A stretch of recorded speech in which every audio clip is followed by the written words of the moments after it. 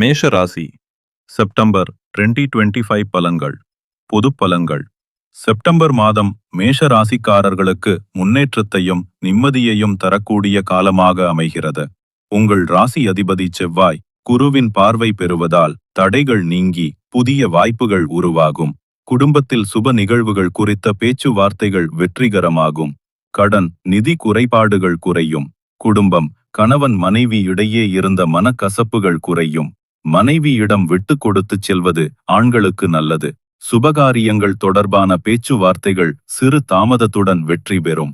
ஆன்மீக பயணங்கள் மற்றும் பரிகார பயணங்கள் முழு பலனையும் தரும். உடல் ஆரோக்கியம் சிறு தொந்தரவுகள் மருத்துவச் செலவுகள் ஏற்படும் வாய்ப்பு.